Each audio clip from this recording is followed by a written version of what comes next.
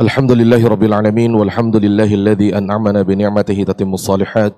Asyhadu an la ilaha illallah wahdahu la syarika lah wa asyhadu anna Muhammadan abduhu wa rasuluhu la nabiyya ba'dah.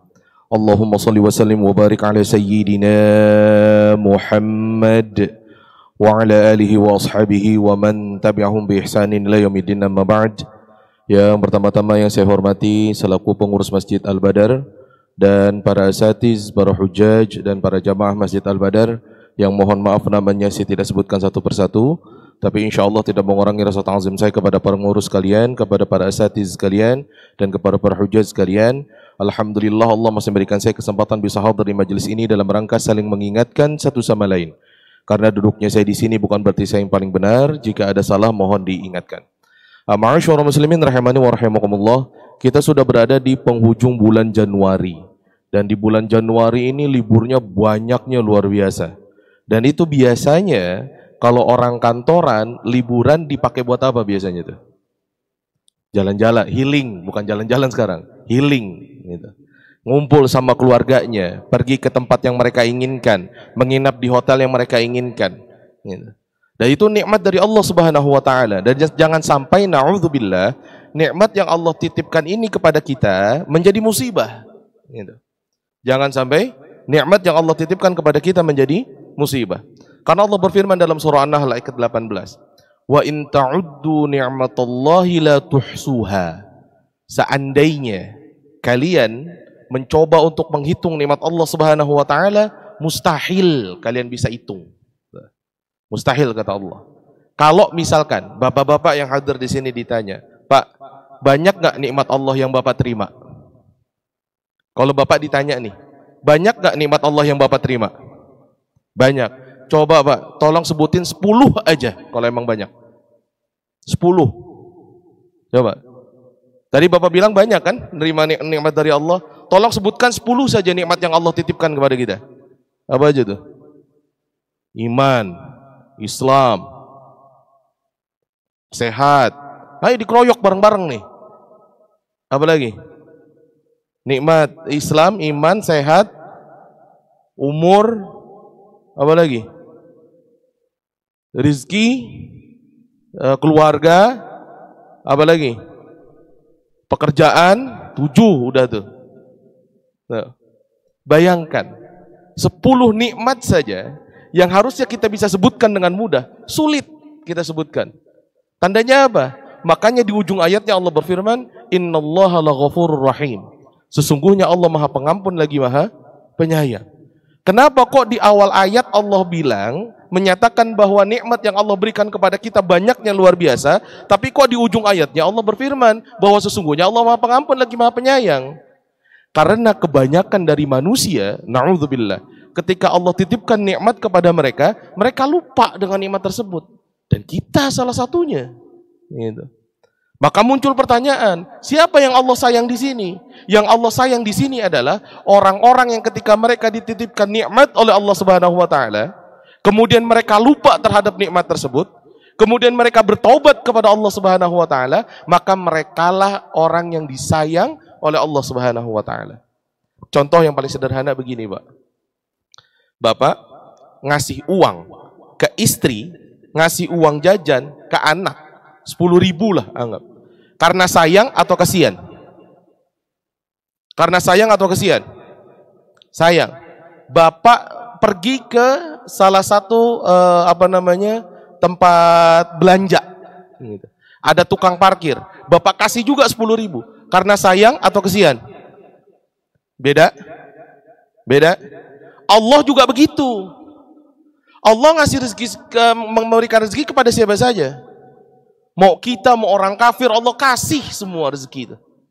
Cuma masalahnya kita diberikan rezeki oleh Allah Subhanahu wa taala, kita diberikan nikmat oleh Allah Subhanahu wa taala karena Allah sayang apa karena Allah kesian sama kita? Itu yang jadi pertanyaan. Maka jangan sampai na'udzubillah nikmat yang Allah titipkan kepada kita menjadi nikmat karena rasa kesian Allah kepada kita, bukan karena Allah sayang kepada kita. Ma'asyiral muslimin rahimani wa rahimakumullah.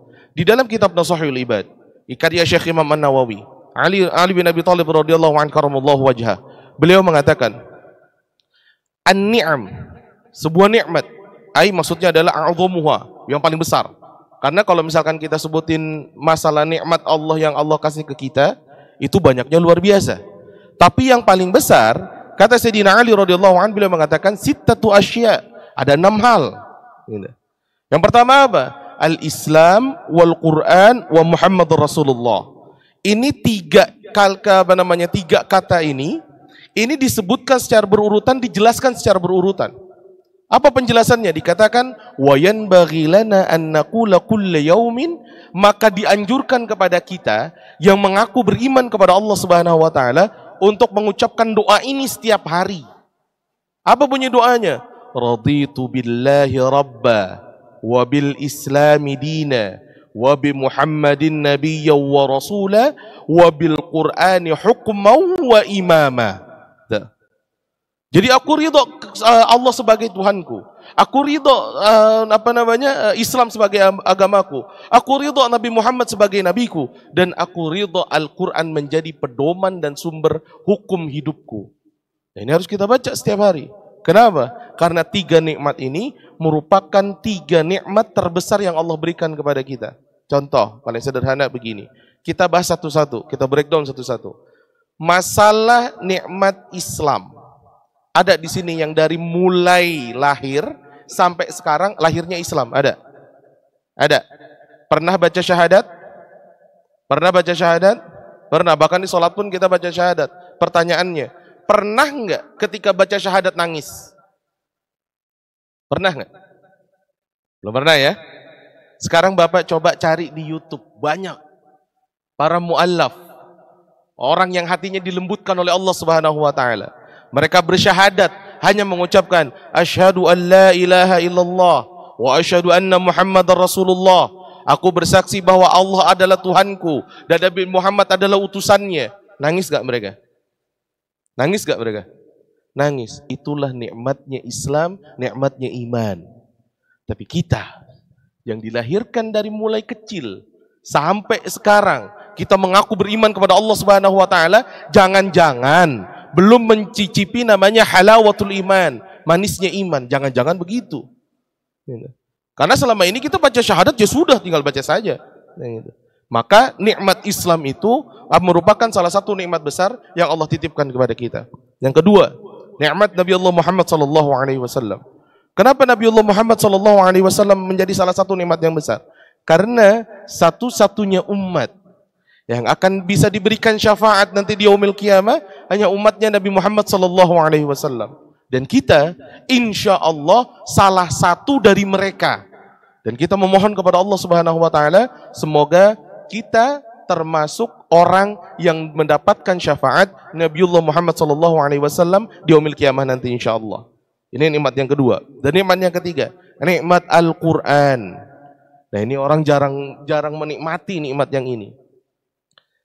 Di Al-Quran berbicara masalah hukum nggak? Di Al-Quran yang paling sederhana deh, masalah waris ada nggak di dalam Al-Quran? Ada. Kemudian kita nih di sini, kalau saya lihat muka-mukanya rata-rata udah pada tua semua, pasti udah pada bagi warisan insya Allah ya. Udah. Pertanyaannya, Bapak waktu bagi waris pakai hukum Quran apa pakai hukum perasaan? Bapak hukum berbagi waris pakai hukum Quran apa pakai hukum perasaan? Kebanyakan di masyarakat kita ketika berbagi waris itu mereka menggunakan hukum perasaan, bukan dengan hukum Quran. Ini yang jadi masalah. Sedangkan di Al-Quran udah jelas ada hukumnya. Pak, kita berandai-andai saja. Berandai-andai saja. Kita nggak pakai hukum Quran dalam kehidupan kita. Baca aja Quran setiap hari. Baca aja. Tenang nggak hati kita? Baca aja. Tenang nggak hati kita? Tenang. Sekarang Bapak coba bayangkan. Bapak cuma membaca Al-Quran, hati Bapak tenang. Lalu bagaimana kalau Bapak menggunakan hukum Al-Quran untuk kehidupan Bapak? Itu bukan cuma hati doang yang tenang. Hidup kita tenang dunia akhirat insya Allah. Udah sampai kita menikmati nikmat Al-Quran ini? Belum. Jarang. Karena kita masih berhukum dengan hukum perasaan, bukan dengan hukum Al-Quran. Ini nikmat yang ketiga. Kemudian nikmat yang keempat, wal afiyah. Afiyah maksudnya apa? Ai difa'ul makarih. Ketika Allah berikan kita ketahanan terhadap suatu kesulitan. Difa'ul makari. Jadi begini, biasanya kita kalau mendoakan orang lain, semoga sehat wal afiat. Gitu. Sehatnya itu kita sekarang. Bisa duduk di majelis, bisa sholat zuhur berjamaah. Sedangkan afiah adalah ketika Allah selamatkan kita, berangkat dari rumah sampai kantor, nggak kecelakaan. Afiah itu namanya. Dan pernah nggak kita bersyukur atas nikmat ini? Atau ketika Bapak berangkat dari kantor sampai ke rumah, selama 15 tahun Bapak kerja, nggak pernah kecelakaan. Afiah itu namanya. Pernah nggak bersyukur atas nikmat itu? Nah, ini yang jadi masalah. Ini nikmat yang keempat. Nikmat yang kelima adalah wasatar, ai satrul uyub. Ketika Allah tutup aib kita. Kenapa kok salah satu nikmat terbesar yang Allah berikan kepada kita, menurut Sayyidina Ali radhiyallahu anhu, salah satunya adalah ketika Allah tutup aib kita. Kenapa? Karena pernah nggak Bapak membayangkan ada satu saja aib Bapak diketahui oleh tetangga Bapak, tenang nggak hidupnya? Satu aja aib Bapak nih ketahuan sama tetangga, itu juga tetangga yang tahu satu orang doang. Tenang nggak hidupnya? Nggak akan. Yang muncul di pikirannya, aduh, nih nanti tetangga saya cerita nggak ya ke orang lain? Oh, ini tetangga saya bisa nggak jaga rahasia saya? Oh, ini tetangga saya kira-kira bakalan ngomong sama tetangga yang lain nggak ya? Nggak akan tenang hidup kita. Maka ketika kita memiliki aib, kita memiliki dosa, kemudian aib kita ditutup oleh Allah Subhanahu wa taala, maka perbanyak bersyukur kepada Allah Subhanahu wa taala. Kenapa? Karena aib kita ditutup oleh Allah Subhanahu wa taala. Dan salah satu pesan saya begini, Pak. Kalau mau aib Bapak tidak dibongkar oleh Allah Subhanahu wa taala, maka jangan bongkar aib orang lain. Ini pesan saya nih. Kalau tidak mau aib Bapak dibongkar oleh Allah Subhanahu wa taala, maka jangan bongkar aib orang lain. Karena kalau Bapak udah mulai bongkar aib orang lain, baik itu ghibah, fitnah, apapun itu bentuknya, tinggal tunggu waktunya aja. Allah akan bongkar aib kita, na'udzubillah. Maka yang selama ini masih suka berghibah atau masih suka memfitnah teman kerjanya, na'udzubillah, perbanyak bertobat kepada Allah Subhanahu wa taala. Kenapa? Karena hanya menunggu waktu. Jangan sampai aib kita dibongkar oleh Allah Subhanahu wa taala. Kemudian yang terakhir, yang keenam adalah wal ghina 'anin nas, yaitu ketika Allah cukupkan rezeki kita sehingga kita tidak bergantung kepada orang lain. Maksudnya apa? Fi umurid dunya, dalam urusan dunia. Karena begini, Bapak hari ini dikasih nikmat kerja. Pernah nggak Bapak bersyukur kepada Allah atas nikmat kerja ini? Karena banyak saudara kita, teman kita di luar dari majelis ini sedang cari kerja. Bahkan kita tahu sekarang banyak pengangguran.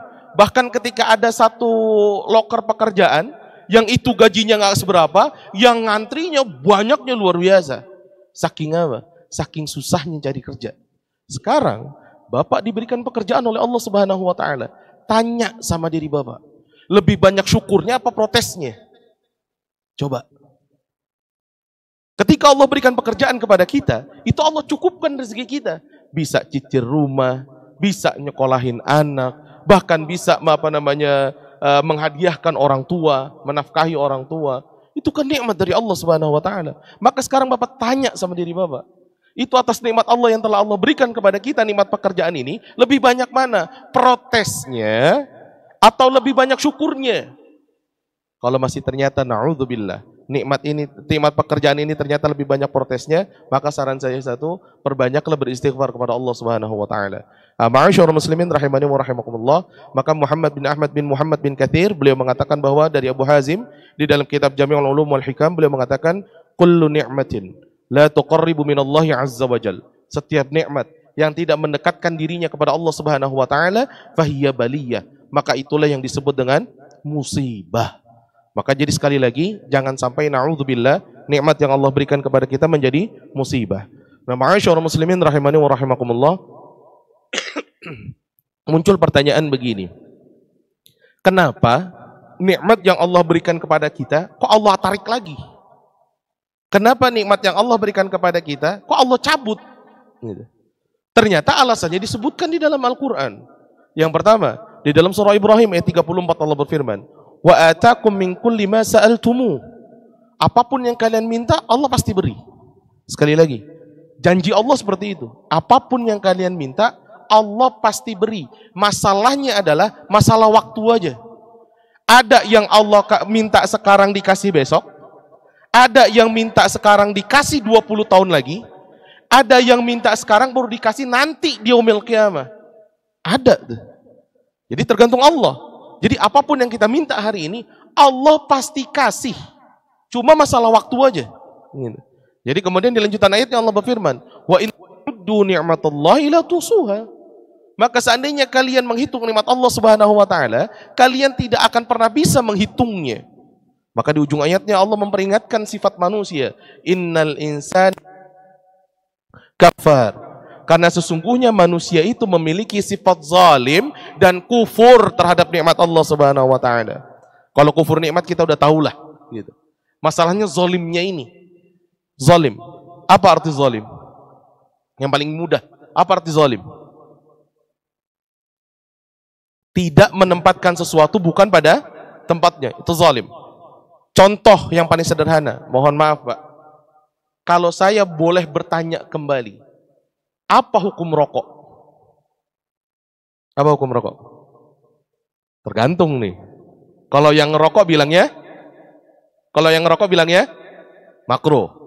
Kalau yang nggak ngerokok bilangnya haram. Saya pribadi nggak ngerokok, jadi saya pakai yang haram.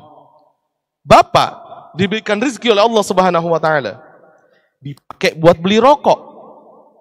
Sekali lagi mohon maaf buat yang ngerokok, dipakai buat beli rokok. Zalim nggak? Zalim. Bayangin. Walaupun hanya 5.000, walaupun hanya 50.000 yang keluar untuk beli sebungkus rokok, zalim. Makanya kenapa nikmat yang Allah berikan kepada kita kok kayaknya serba mepet? Itu kadang-kadang kitanya juga yang salah. Kenapa? Ketika diberikan rezeki oleh Allah Subhanahu wa taala, itu dipakai dengan cara yang zalim. Ini yang pertama. Yang terakhir yang ingin saya sampaikan adalah kenapa Allah mencabut nikmat kita yang telah Allah berikan kepada kita. Allah berfirman dalam surah Al-Anfal ayat 53, "Dzalika bi anna Allah lam yakum mughayyiran ni'matan an'amaha 'ala qaumin." Pada dasarnya Allah tidak pernah merubah nikmat yang telah Allah berikan kepada suatu kaum sampai mereka sendiri yang merubah nikmat tersebut. Gitu. Sampai mereka sendiri. Hatta yughayyiru ma bi anfusihim. Sampai mereka merubah nikmat itu menjadi musibah. Wa annallaha samiun alim. Sesungguhnya Allah Maha mendengar lagi Maha mengetahui. Contoh paling sederhana begini, Pak. Bapak dikasih gaji bulanan yang harusnya bisa dipakai untuk hal-hal yang dihalalkan oleh Allah Subhanahu wa taala, ternyata dipakai untuk hal-hal yang diharamkan oleh Allah Subhanahu wa taala. Sampai akhirnya apa? Sampai akhirnya masuk kepada kezaliman, kemudian nikmat tersebut Allah cabut, naudzubillah. Kemudian yang kedua, contohnya adalah ketika Allah sudah berikan kita nikmat keluarga. Ada istri, ada anak. Pertanyaannya, ketika Allah lebihkan rezeki manusia, ada nggak yang selingkuh? Ada nggak? Ada. Bahkan Allah kasih nikmat sehat, Pak. Allah kasih kita nikmat sehat. Ada nggak yang kesehatannya dipakai buat mabok-mabokan? Ada. Mumpung masih muda jadi mabok-mabokan, na'udzubillah. Seakan-akan yang haram itu menjadi halal. Karena apa? Oh, kalau saya nggak mabok, masalah saya nggak selesai. Tuh. Makanya di ujung ayatnya Allah berfirman, wa annallaha samiun alim. Sesungguhnya Allah Maha mendengar lagi Maha mengetahui. Misalkan orang yang selingkuh bilang begini, habis istri saya nggak sayang sama saya, habis istri saya nggak ngurusin saya, ya sudah saya cari perempuan lain. Silahkan. Silahkan buat alasan itu di dunia. Silahkan bawa kasus itu ke pengadilan. Mungkin pengadilan bisa memuluskan urusan kita. Apapun alasan kita itu bisa mudah di dunia. Tapi nanti di yaumil qiyamah, demi Allah, alasan itu akan dipertanggungjawabkan di hadapan Allah Subhanahu wa taala. Termasuk yang mabuk-mabukan. Wah, saya kalau nggak mabuk masalah saya nggak selesai. Jadi saya harus mabuk. Padahal selesainya pas mabuk doang. Selesai mabuk, masalahnya ada lagi.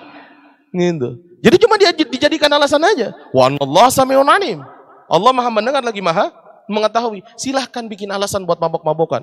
Yang dibikin semasuk akal mungkin silahkan.